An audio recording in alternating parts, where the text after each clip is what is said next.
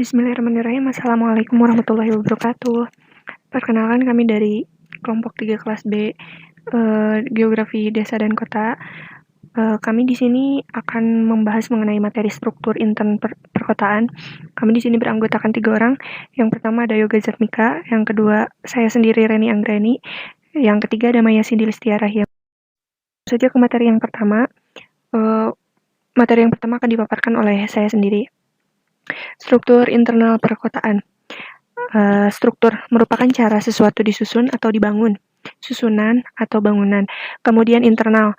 Internal merupakan sesuatu yang berkaitan dengan bagian dalam.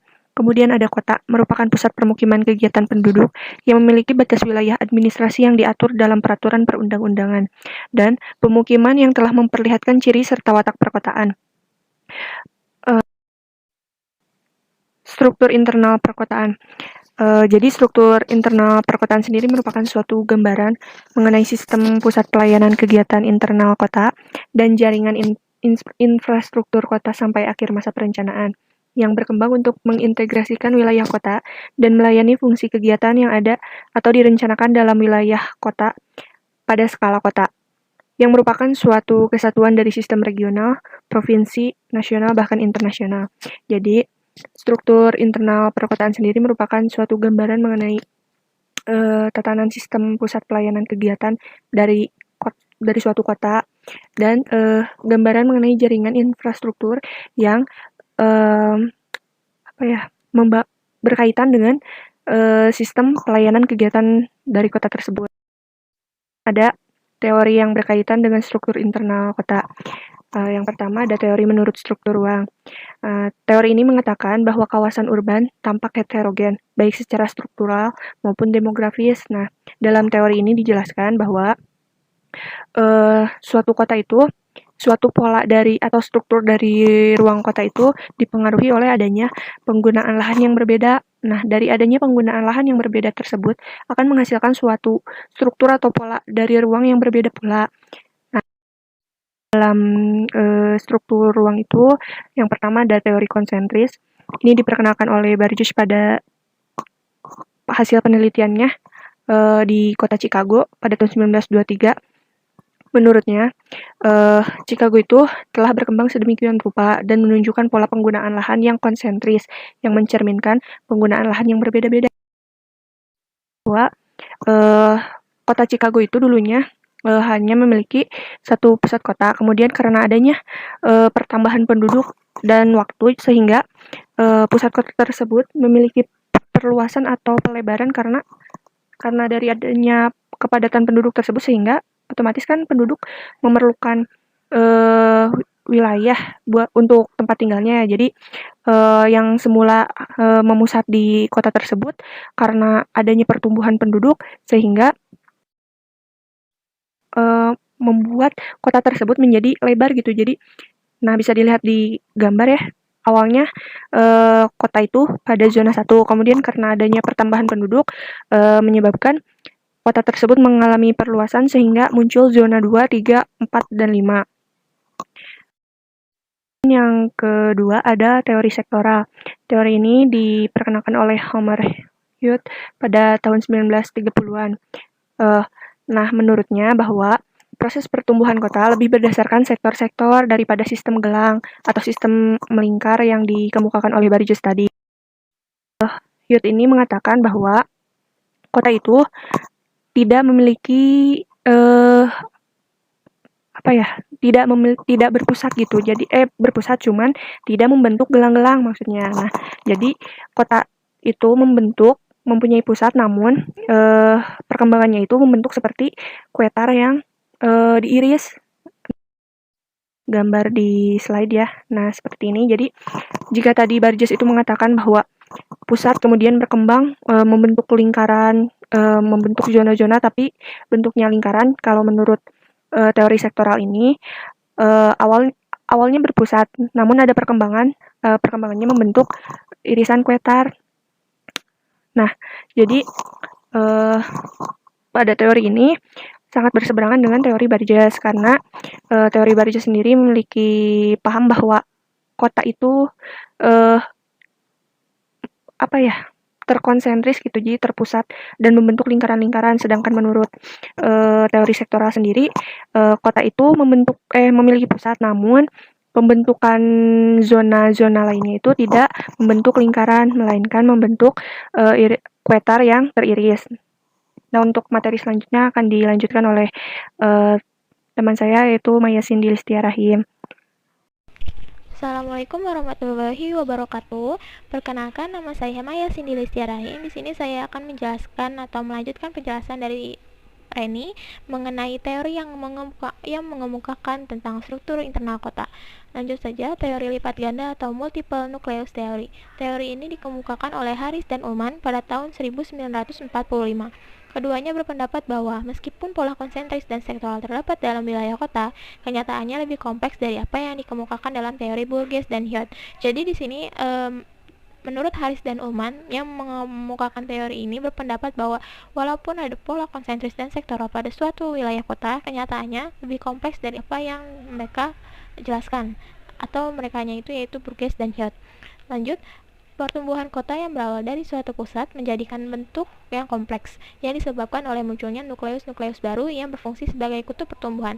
Di sini dijelaskan arti dari nukleus itu ya, dalam pelajaran IPA mungkin kita dikenal dengan nukleus yang berarti artinya yaitu inti sel. Jadi di sini bisa saya jelaskan nukleus yang saya sebut ini merupakan perumpamaan dari inti dari suatu kota. Lanjut, nukleus baru akan berkembang sesuai dengan penggunaan lahannya yang fungsional dan membentuk struktur kota yang memiliki sel-sel pertumbuhan. Nukleus kota atau inti kota dapat berupa kampus, perguruan tinggi, bandar udara, kompleks industri, pelabuhan laut, dan terminal bus. Jadi di sini keuntungan ekonomi menjadi dasar dari pertimbangan dalam penggunaan lahan ini secara mengelompok sehingga berbentuk nukleus, sehingga berbentuk inti maksudnya. Misalnya, saya jelaskan contohnya yaitu nukleus industri mencari lokasi yang berdekatan dengan sarana transportasi atau perumahan baru mencari lokasi yang berdekatan dengan pusat perbelanjaan dan tempat pendidikan. Lanjut, di sini ada gambar dari teori lipat ganda, bisa dilihat ya. Ada zona 1 sebagai daerah pusat kegiatan DPK atau Central Business District (CBD), zona 2 ada daerah grosir dan manufaktur, zona 3 daerah pemukiman kelas rendah, zona 4 pemukiman kelas menengah, zona 5 pemukiman kelas tinggi, zona 6 daerah manufaktur berat, zona 7 sebagai daerah di luar PDK, zona 8 pemukiman suburban, dan zona 9 sebagai daerah industri suburban.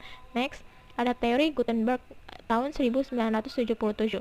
Teori ini mengemukakan bahwa faktor yang mempengaruhi pertumbuhan dan struktur kota adalah aksesibilitas yang tercipta karena pola persebaran dari fasilitas dan dukungan dari transportasi. Jadi menurut teori Gutenberg, dia menjelaskan mengenai struktur internal kota atau struktur kota dipengaruhi oleh aksesibilitas dari pencapaian terhadap kota tersebut berupa fasilitas yaitu transportasi. Terus selanjutnya terdapat dua bentuk guna tanah pada awalnya, yaitu yang pertama bentuk penyebaran fasilitas yang tidak didukung oleh transportasi, dan yang kedua penyebaran persebaran yang didukung oleh transportasi.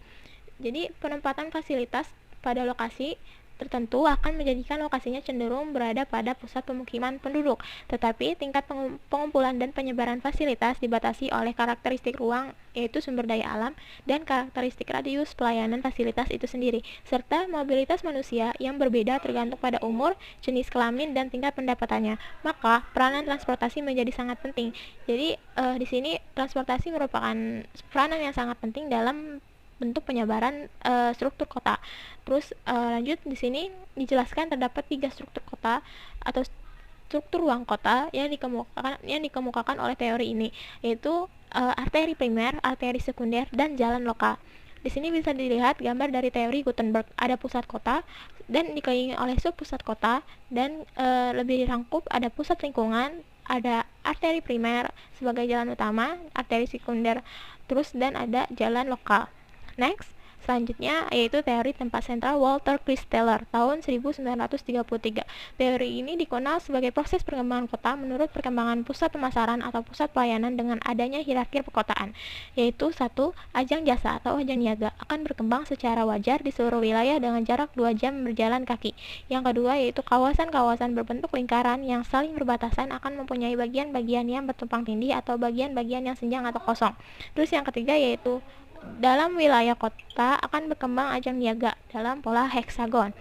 Di sini ada dilihat dari gambar dari teori ini ada gambar mengenai teori tempat sentral Walter Christaller, yaitu meliputi adanya dusun, kampung, kota, kota besar, batas wilayah pelayanan perdagangan dusun, batas wilayah pelayanan perdagangan kampung, batas wilayah pelayanan perdagangan kota, dan batas wilayah pelayanan perdagangan kota besar. Next, ada rencana struktur ruang. Rencana ini terbagi menjadi dua, yaitu ada rencana pengembangan pusat pelayanan kegiatan kota dengan rencana sistem prasarana kota. Jadi yang pertama yaitu rencana pengembangan pusat pelayanan kegiatan kota itu menggambarkan mengenai lokasi-lokasi pusat-pusat pelayanan sebagai kegiatan di kota, hierarkinya, cakupan atau skala layanannya, serta didominasi fungsi kegiatan yang diarahkan pada pusat pelayanan kegiatan tersebut. Terus yang kedua ada rencana sistem prasarana kota, mencakup sistem prasarana yang mengintegrasikan kota dalam lingkup yang lebih luas maupun bagian wilayah kota serta memberikan layanan bagi fungsi kegiatan yang ada atau direncanakan dalam wilayah kota sehingga kota dapat menjalankan peran dan fungsinya sesuai dengan tujuan penataan ruang yang ditetapkan. Jadi next ada Undang-Undang Republik Indonesia atau URI nomor 26 tahun 2007 yang berisikan tentang penataan ruang. Struktur kota atau struktur ruang adalah susunan pusat-pusat pemukiman dan sistem jaringan prasarana dan sarana yang berfungsi sebagai pendukung kegiatan sosial ekonomi masyarakat yang secara hierarkisnya memiliki hubungan fungsional. Di sini dijelaskan bahwa struktur kota atau struktur ruang kota dipengaruhi oleh jaringan prasarana dan sarana sehingga kegiatan sosial ekonomi masyarakat dapat berlangsung dan menjadi hubungan mereka menjadi hubungan yang fungsional. Yang kedua yaitu penataan ruang adalah suatu sistem proses perencanaan tata ruang, pemanfaatan ruang dan pengendalian pemanfaatan ruang. Penataan ruang merupakan jadi di sini menjelaskan penataan ruang itu meliputi dari sistem proses perencanaan tata ruang, pemanfaatan ruang tersebut dan pengendalian dari pemanfaatan ruang tersebut. Yang ketiga ada pengaturan penataan ruang adalah upaya pembentukan landasan hukum bagi pemerintah daerah dan masyarakat dalam penataan ruang. Jadi pengaturan penataan ruang di sini adalah upaya dalam pembentukan landasan hukum baik dari pemerintah daerah dan masyarakat dalam penataan ruang. Oke, sekian dari saya yang saya sampai dapat jelaskan dan selanjutnya akan dilanjutkan oleh Yoga. Oleh karena itu, Assalamualaikum warahmatullahi wabarakatuh. Perkenalkan, dengan saya Yoga Mika. Di sini saya akan menjelaskan tentang daya sentrifugal dan daya sentripetal di perkotaan. Daya sentrifugal di perkotaan sendiri adalah daya gerak yang dilakukan oleh masyarakat untuk menjauhi pusat kota. Sedangkan daya sentripetal sendiri adalah suatu gerak dari masyarakat yang mendekati pusat kota. Proses berekspansinya kota dan berubahnya struktur tata guna tanah sebagian besar disebabkan oleh adanya daya sentrifugal dan sentripetal di perkotaan, karena kota sendiri dapat berkembang karena adanya mobilitas atau pergerakan dari masyarakat. Dan selanjutnya adalah hal yang mendorong gerak sentrifugal dan yang pertama, adanya gangguan yang berulang seperti macet lalu lintas, polusi, dan gangguan bunyi. Karena hal-hal tersebut, masyarakat akan melakukan suatu perpindahan dari pusat kota dan menjauhi pusat kota tersebut untuk mencari suatu kenyamanan. Dan yang kedua, ada industri modern di kota memerlukan lahan-lahan yang relatif kosong, yang dimana industri sangatlah mempunyai suatu produksi yang sangat besar sehingga memerlukan suatu lahan-lahan yang luas dan untuk mengoptimalkan suatu produksi tersebut, dan juga harus mempunyai suatu kelancaran aksesibilitas jalan untuk melakukan suatu perpindahan kendaraan atau mengantarkan barang, dan yang kedua untuk memudahkan parkir mobil besar. Dan yang ketiga adalah suatu lahan yang lebih murah terdapat di wilayah jauh dari pusat kota, karena itu banyak masyarakat yang melakukan perpindahan dari pusat kota menuju luar pusat kota. Dan selanjutnya ada poin yang keempat, masih tentang gerak sentrifugal, yaitu gedung-gedung bertingkat di tengah kota tidak mungkin lagi diperluas karena kita tahu bahwa lingkungan di suatu perkotaan mempunyai lahan yang sangat sempit sehingga tidak dapat diperluas secara horizontal dan bisa diperluas secara vertikal. Hal ini berlaku karena suatu lahan di kota sangat mempunyai biaya yang sangat tinggi jika kita ingin membelinya. Dan poin yang kelima, adanya perumahan di dalam kota pada umumnya terdapat lahan yang sempit, kuno, dan tidak sehat. Karena suatu lahan di perkotaan diperuntukkan untuk waktu itu suatu lahan di pusat perkotaan diperuntukkan untuk pusat pemerintahan, pusat pelayanan masyarakat. Sehingga dari segi perumahan pun akan menjadi lahan yang sempit, kuno dan tidak sehat, atau dapat disebut sebagai daerah kumuh atau slum area. Sehingga banyak masyarakat yang ingin mempunyai hidup yang sehat, lahan yang luas, dan juga modal yang mutakhir, sehingga menyebabkan suatu gerak sentrifugal atau menjauhi titik pusat dari kota tersebut untuk mencari kenyangan dalam tempat tinggalnya. Dan yang keenam, adanya sebagian penduduk kota berkeinginan secara naluri untuk memenuhi wilayah di luar kota yang terasa serba alami. Ya, yang tadi saya telah sebutkan bahwa masyarakat ingin mempunyai hunian yang alami sehingga mereka pergi keluar dari pusat kota tersebut. Dan selanjutnya ada hal yang mendorong gerak sentripetal yang sudah dijelaskan di awal. Sentripetal sendiri adalah gerak dari masyarakat yang mendekati suatu pusat kota. Yang pertama adalah lokasi dekat pelabuhan atau persimpangan. Pelabuhan sering menjadi suatu pusat dalam suatu pemukiman dan industri, khususnya dalam hal industri ya. Karena di pelabuhan sendiri akan lebih memudahkan atau tidak akan besar modal untuk biaya pengangkutan barang, dan juga tidak akan besar juga biaya untuk menerima barang. Dan persimpangan sendiri di jalan sangat strategis karena mudah diakses oleh siapa saja yang berada di tengah pusat kota.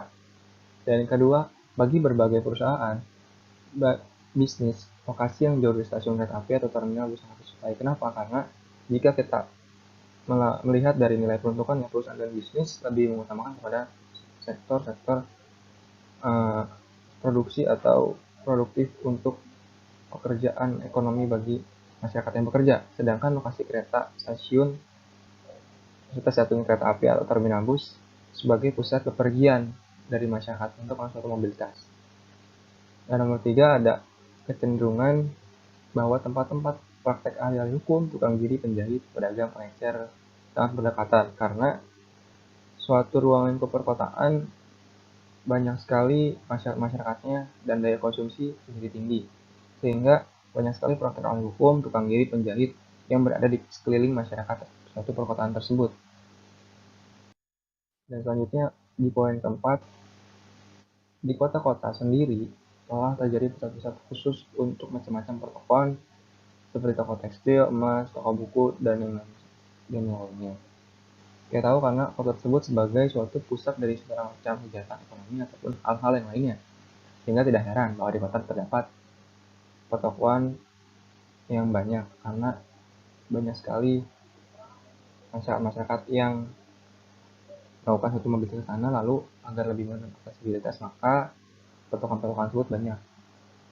Dan yang kelima, adanya kelompok gedung-gedung yang sejenis, yang ini digunakan karena jika suatu kelompok gedung sudah dibangun, itu akan menurunkan harga sewa tanah atau sewa pajak. Dan yang keenam, adanya tempat-tempat untuk olahraga, hiburan, dan seni budaya yang dapat dikunjungi pada waktu singkat. Dan nomor 6 ini, kita tahu bahwa warga di perkotaan itu sangat sibuk dengan hal produktif lainnya, maka tidak heran pemerintah setempat akan menggunakan suatu lahan sebagai olahraga, hiburan, dan lain-lainnya sebagai daya dukung dari suatu lahan yang ada di perkotaan tersebut untuk dimanfaatkan oleh masyarakatnya.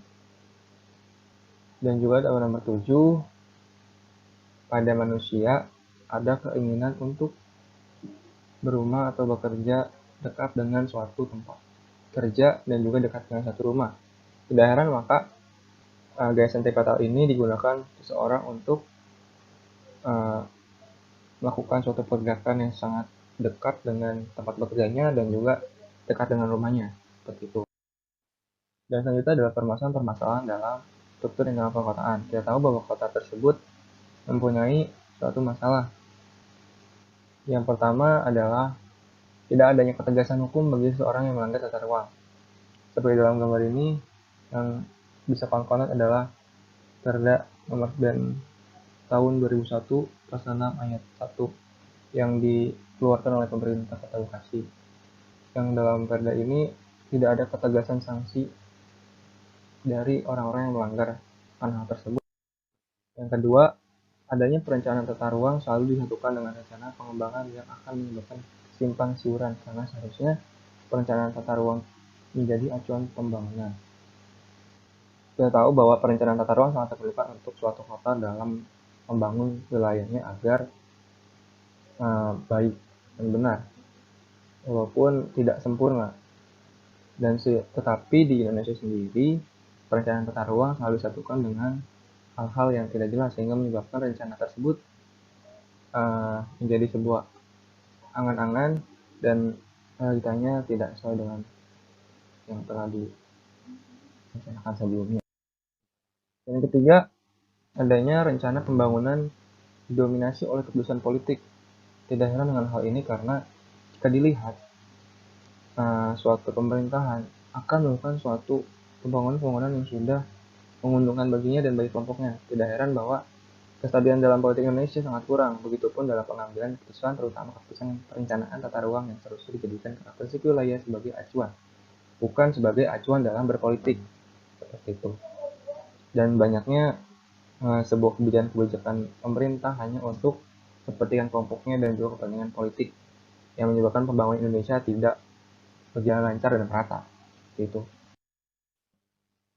Dan selanjutnya adalah belum semua wilayah di Indonesia memiliki RT/RW atau disebut dengan rencana tata ruang wilayah. Rencana tata ruang wilayah ini berguna sebagai rencana pembangunan jangka panjang daerah. Sehingga RT/RW ini sangat diperlukan untuk suatu konsep pengelolaan pembangunan yang berguna untuk mengakomodir seluruh rencana-rencana yang sudah dibuat atau sudah dibentuk supaya tidak begitu menyimpang dalam satu pelaksanaannya. Itu dalam Undang-Undang Nomor 26 Tahun 2007 tentang penataan ruang yang merupakan cabutan dari penyempurnaan Undang-Undang Nomor 24 Tahun 1992 tentang penataan ruang. Maksud di sini adalah Indonesia sudah mempunyai sistem penataan ruang yang baik dan benar, tetapi tidak dilihat sebagai landasan oleh pihak-pihak yang berwenang sebagai acuan untuk melaksanakan pembangunan di Indonesia. Dan hal ini menyebabkan Indonesia dalam hal pembangunan fisiknya itu menjadi lemah. Seperti itu mungkin. Sekian presentasi dari kelompok kami. Jika ada hal yang ingin ditanyakan, silakan ditanyakan. Dan mohon maaf bila banyak kesalahan dalam perkataan ataupun hal yang lain. Terima kasih sudah memperhatikan penjelasan dari kelompok kami. Sekian mungkin. Wassalamualaikum warahmatullahi wabarakatuh.